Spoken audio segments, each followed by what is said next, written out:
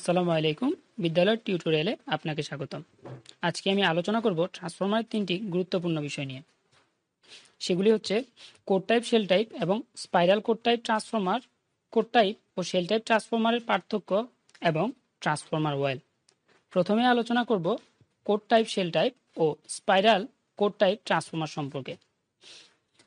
Core type transformer এ ধরনের ট্রান্সফরমারের কোর এল আকৃতির ল্যামিনেটেড শীট দ্বারা তৈরি। এতে দুইটি বাহু থাকে, একটি বাহুতে প্রাইমারি ও অপর বাহুতে সেকেন্ডারি ওয়াইন্ডিং করা হয়। অনেক সময় লিকেজ ফ্লাক্স কমানোর জন্য একই বাহুতে অর্ধেক প্রাইমারি এবং অর্ধেক সেকেন্ডারি ওয়াইন্ডিং জড়ানো হয়, অপর বাহুতেও একইভাবে ওয়াইন্ডিং করা হয়। Shell type transformer shell type ট্রান্সফরমারে ই আকৃতির এবং আই আকৃতির অনেকগুলো ল্যামিনেটেড শীট দ্বারা কোর গঠন করা হয়।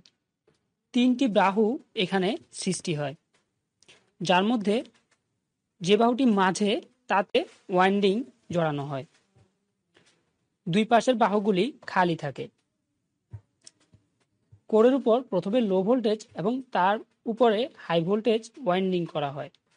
উভয় ওয়াইন্ডিং এর মাঝে ইনসুলেটিং পেপার দেয়া থাকে।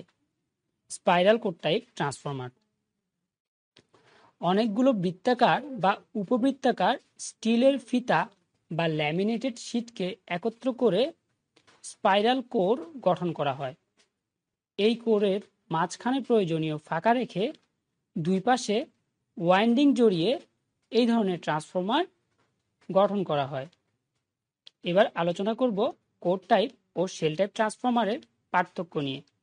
কোর টাইপ ট্রান্সফরমারের ল্যামিনেটেড শীটগুলি এল আকৃতির হয়, শেল টাইপে শীটগুলি ই এবং আই আকৃতির হয়।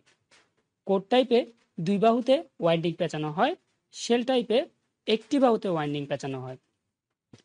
কোর টাইপে কোরকে ঘিরে কয়েল থাকে, শেল টাইপে কয়েলকে ঘিরে কোর থাকে। কোর টাইপে একটি মাত্র ম্যাগনেটিক সার্কিট তৈরি হয়, শেল টাইপে দুইটি ম্যাগনেটিক সার্কিট তৈরি হয়। কোর টাইপে লিকেজ ফ্লাক্স বেশি হয়, শেল টাইপে লিকেজ ফ্লাক্স কম হয়। কোর টাইপে দক্ষতা কম হয়, শেল টাইপে দক্ষতা তুলনামূলক বেশি হয়। কোর টাইপে ওয়াইন্ডিং সমূহ সহজে ইনসুলেশন ও রিপেয়ার করা যায়, শেল টাইপে ওয়াইন্ডিং ইনসুলেশন ও রিপেয়ার করা তুলনামূলক কঠিন হয়। এবার আলোচনা করব ট্রান্সফরমার অয়েল বা ট্রান্সফরমার তেল নিয়ে। ট্রান্সফরমারকে ইনসুলেটেড এবং কুলিং করতে যে অয়েল বা তেল ব্যবহার করা হয় তাকে ট্রান্সফরমার অয়েল বলে। এটি বিদ্যুৎ অপরিবাহী এবং ট্রান্সফরমার ট্যাঙ্কের মধ্যে অবস্থান করে। ট্রান্সফরমার তেলের গুণাবলী: এই ট্রান্সফরমার তেলের রেজিস্টিভিটি হাই হয়, তেলের আপেক্ষিক গুরুত্ব হবে 0.85, ট্রান্সফরমার অয়েল জলীয় বাষ্পমুক্ত থাকবে, কোনো প্রকার ভাসমান পদার্থ থাকবে না, তেলের সান্দ্রতা কম থাকবে, অম্ল ক্ষার বা সালফার মুক্ত থাকবে, অদাহ্য ও ডাই ইলেকট্রিক গুণ সম্পন্ন হবে। ট্রান্সফরমার তেলে গাদ বা স্লজ থাকবে না, কোনো তলানি জমবে না এবং সহজে ট্রান্সফরমার অয়েল বাষ্পীভূত হবে না। এবার আলোচনা করব ফ্ল্যাশ পয়েন্ট, ফায়ার পয়েন্ট এবং স্লজিং নিয়ে। ফ্ল্যাশ পয়েন্ট: যে তাপমাত্রায় তেলের বাষ্পে আগুন ধরে তাকে ফ্ল্যাশ পয়েন্ট বলে। 160 ডিগ্রি সেন্টিগ্রেডের উপরে ফ্ল্যাশ পয়েন্ট হয়।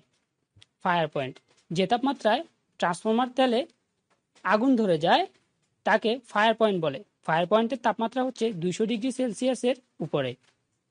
স্লজিং: ট্রান্সফরমার তেল বাতাসের সংস্পর্শে এলে বাতাসের অক্সিজেনের সাথে তেল বিক্রিয়া করে এবং তেলের অণু ভেঙে গিয়ে স্লজ বা গাদের সৃষ্টি হয়।